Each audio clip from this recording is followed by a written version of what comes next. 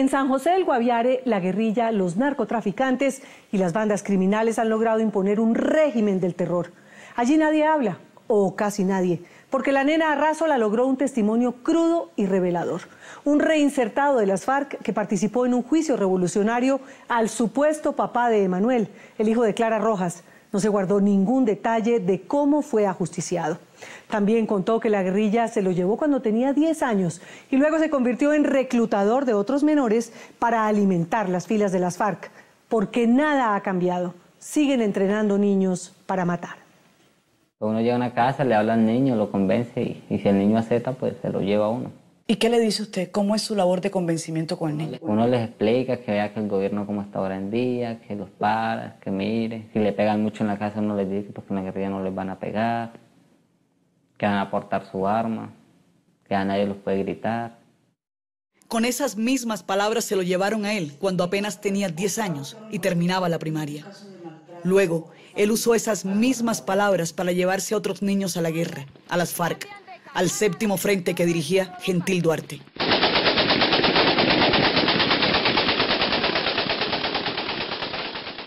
A él lo convencieron rápido. Le dijeron que dejara su casa, que podía tener un fusil. Es que también le aburría la pobreza en la que vivía y quería un par de botas. En fin, las razones pudieron ser muchas. Allá llegan niños de 8 hasta 10, 15, 18, 20, 30. Ya los de 20 para arriba ya son milicias, ellos ya se incorporan como milicia. Porque un tipo ya de 20 años para arriba no le va a dar ni mierda a la guerrilla, ya de nada, porque ya un tipo de 20 años ya cumple los 30 y ya resulta con dolores en la cintura, en la espalda.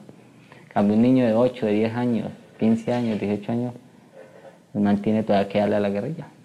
Un niño de 10 años pues le da casi 20 años a la guerrilla sin pedirle drogas, sin pedirle nada. En el Frente Séptimo, ¿cuántos niños había? Ahorita pues, ahora último, ya pues sí hemos disminuido un poquito más, pero todavía usted encuentra en la escuela 48, 50 niños todavía reclutados.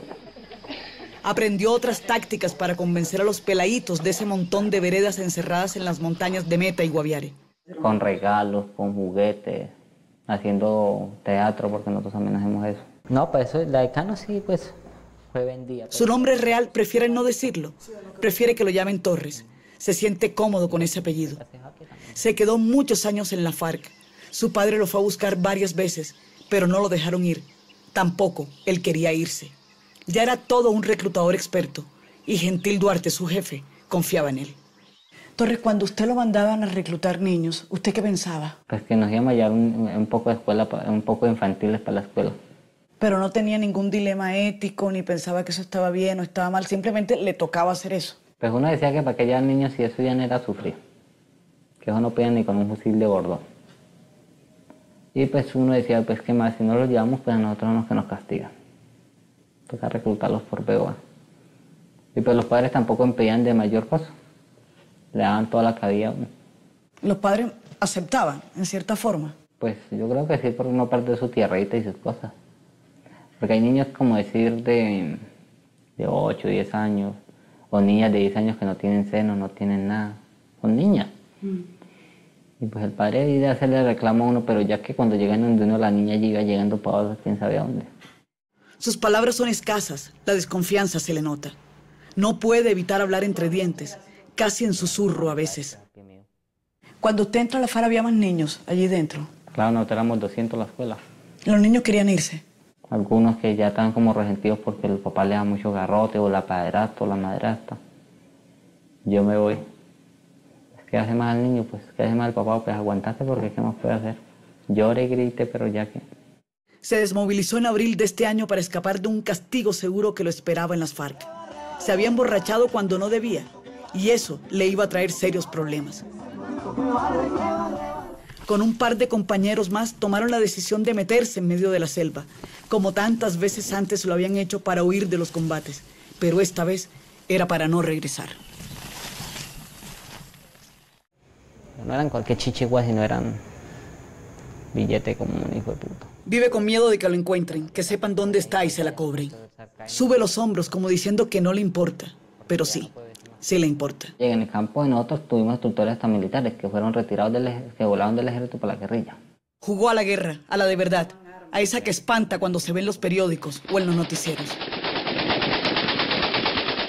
A los 12 años sabía manejar pistolas y fusiles.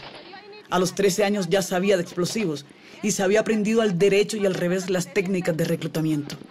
A los 14 años ya había disparado, de pronto ya había matado. Y a los 15 años le tocó cuidar secuestrados. Le tocó ser una especie de carcelero de Clara Rojas, de los 3 contratistas estadounidenses y de esos policías y militares que estuvieron 6, 8 y hasta 10 años encadenados en la selva. Me encuentro en las selvas de Colombia. Fue testigo, vio con sus propios ojos cómo un compañero suyo y Clara Rojas se las ingeniaban para estar juntos y hablar más de lo permitido. Te amo inmensamente. Él comenzó con la muchacha, bueno, se gustaron, ¿no? Allá Con Clara Rojas. en La Guardia. Y pues como la cárcel de ellos era ya aparte. Cuando hablamos de cárcel es como decir que donde Bueno, están. el encierro donde los tenían, Ujú. donde mantienen ellos. Ya el muchacho siguió hasta que la muchacha quedó embarazada. Nosotros le dimos a un militar, uno de los prisioneros que teníamos pues, un secuestrado, que hiciera cargo del pelado, porque entre la guerrillerada pues sí sabíamos las cosas. Y ustedes lo tenían clarísimo. Nosotros sí éramos sabedores de eso, pero nosotros no nos metíamos en eso. El guerrillero era conocido como Manuel, era su compañero. Pero los manuales de la FARC no dan opciones, ni había plan B. Mientras ustedes están en el aula, Manuel, ¿dónde estaba? Y amarrado. Tuvo que votar si lo fusilaban o no. Tuvo que decidir sobre la vida y sobre la muerte de su amigo. Dice que eso era normal, pero guarda en secreto su voto. Y pues usted puede votar sanción, pero ojo, por ley se muere la persona. ¿Y cómo fue ese día? Pero ya el muchacho frenteó, dijo que sí, que él aceptaba que era el hijo, el papá de él, y que era el hijo de él y que él se moría con honor. Y por fin había sacado la pinta que él quería. Y él alcanzó a conocer al niño, ¿no? Nada. Pues se murió el muchacho porque además salió fusilado. ¿Qué pasó ese día en ese campamento? Votamos los votos y el man salió fusilado como por 20 votos. Imagínese, 10 a favor. Luego vino el Vía Crucis. Le llegó una orden que tenía que cumplir al pie de la letra. Y sin darle mayores explicaciones, le ordenaron que se llevara al hijo de Clara Rojas, al pequeño Emanuel. La travesía no fue fácil y el recorrido de unos 100 kilómetros ya estaba haciendo estragos en el bebé. ¿Y a dónde se lo llevaron? De ahí nos vinimos nosotros para el retorno, lo que es venir y todo eso. ¿Cómo fue el recorrido que hicieron? Eso fueron como casi unos 100 kilómetros que anduvimos. Salimos a La Paz y ya en La Paz duramos un poco con ese niño dando vueltas. Y pues el operativo atrás y pues el niño tenía ya un pito pues en un brazo. Y pues la mejor nosotros miramos fue entregárselo a un indio eso para que lo cuidara, una familia pues de indígenas. Pues nosotros en La Paz dejamos al niño con una familia para que lo cuidaran y bueno. ¿Usted conocía a esa familia? Pues mucho más antes sí la distinguíamos. Íbamos de ellos y todo, porque ellos nos vendían fariña y eso. De ahí se lo dejamos y el señor se le mandaba cada año 1 millón o 2 millones. Para el cuidado del niño. Para cuidar al niño. El señor lo trae para el bienestar familiar, ¿Por qué lo lleva a bienestar familiar el señor? porque el señor no sabía qué hacer ya con el niño. No volvió a saber nada del niño, o no mucho. Solo que le mandaban plata para que ese campesino le diera comida y ropa. Al cabo de un tiempo largo vio que el entonces presidente Álvaro Uribe anunciaba en una rueda de prensa que el niño había aparecido, pero no donde él y los otros guerrilleros lo habían dejado. El niño Emanuel se encontraría en la ciudad de Bogotá en el sistema de bienestar familiar. Del asunto no se volvió a hablar. Llamándole Tiene 1000 secretos que aún no se atreve a decir. Lleva a cuestas 11 años de combate, de selva, de disparos. quería risa. De pronto la paranoia lo atrapa. Quiere hablar y contar muchas cosas, contar su vida entera. Y entre chanzas dice que hasta da para un libro. Bueno, y cuando me tocaba salir a los pueblos a hacer inteligencia eso, pues yo aprovechaba de una vez. Pero ese miedo incubado, esa ley del silencio embutida en la selva lo obliga a callar. Es un muchacho aterrado en la ciudad y dice que así está mejor. Que a medida que pasan los días se va acostumbrando más y más. Que la nostalgia del fusil, del uniforme, del camuflado, ya no la siente como antes. Tiene ayuda permanente y dicen quienes están con él que pasa horas mirando hacia el río. Sus padres murieron y no se atreve a buscar el resto de su familia porque sabe que por allí sí lo puede ubicar la guerrilla.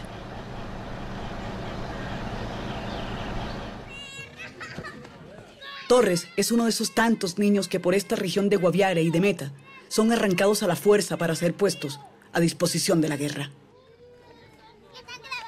Guaviare es uno de los departamentos más vulnerables Y vulnerable en este caso, quiere decir que es terreno fértil para que grupos armados ilegales se lleven, recluten a niñitos con gran facilidad, casi que sin obstáculos. Un informe reciente de la Defensoría del Pueblo así lo confirma y ubica a Guaviare en estado de alerta. Aquí el conflicto está por todas partes, el miedo arrincona y nos advierten que movilizarse más allá de la capital no es recomendable. Hay sitios donde ustedes son de alto riesgo y toda esa situación. Okay. Ustedes no pueden entrar y debemos de hacerle como un... Lo que deberíamos de haber hecho nosotros, tenemos que haberle hecho a usted una apreciación de situación de acá de San José del Guaviare. Ya, porque le llega a pasar algo a ustedes, ¿qué? ¿Y por dónde entraron y todo eso? Ni siquiera el defensor del pueblo en San José quiso hablar o no pudo. Mandó la razón que desde Bogotá no le habían dado permiso. Bueno, las estrategias como tal... La personera de San José del Guaviare sí se arriesgó y lo dijo claro y contundente. Los niños están en peligro. Empezando que el reclutamiento es uno de los actos más inhumanos porque pues afectan tanto física y mentalmente a los niños y niñas. Pero también hemos encontrado que la falta de espacios protectores, eso nos genera un alto riesgo y es un riesgo latente que tenemos constantemente nosotros en el Guaviare para tener o tener el riesgo de inclusión de niños y niñas en el conflicto armado, de cualquier grupo al margen de la ley. Hay 48 internados con cerca de 3.000 estudiantes en todo el departamento. Y es allí donde llegan a reclutar con armas o sin ellas. Es uno de los sitios escogidos por los guerrilleros o por las mismas Bacrín que han llegado con fuerza por estos días a Guaviare. Llegan de día o de noche, con dulces o sin ellos. Pero hay diferentes estrategias y digamos que la fuerza pública no lo ha mencionado. Es enviar chicas bonitas, el dinero, la falta de oportunidad, la falta de no poder estudiar, el no acceder a cierta intervención del Estado, hace que los chicos no tengan un plan de vida detallado. ¿Los padres de ellos qué dicen? Desafortunadamente muchos de los padres tienen que resignarse con que simplemente hay una desaparición de su hijo y no volver a saber de ellos. En eso simplemente queda. El ambiente es denso y el día en San José transcurre lento, pegajoso. Pronunciar la palabra Bacrín o FARC puede traer problemas. Lo advierten desde la llegada al aeropuerto, donde hay un puesto de mando de la policía anotando los números de cédula de cada pasajero. Es como si la guerra estuviera a la vuelta de la esquina.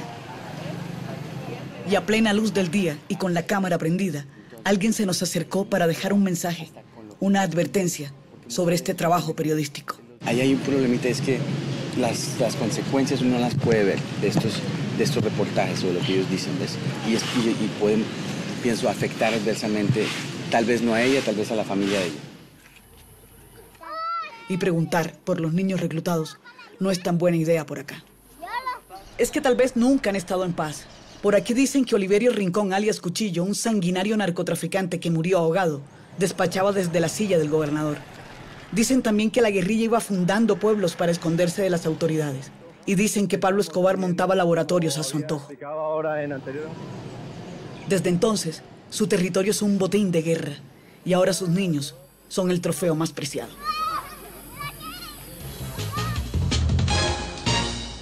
La Fiscalía General de la Nación tiene 5.000 investigaciones abiertas por reclutamiento infantil y en 105 municipios del país hay alto riesgo de reclutamiento de niños.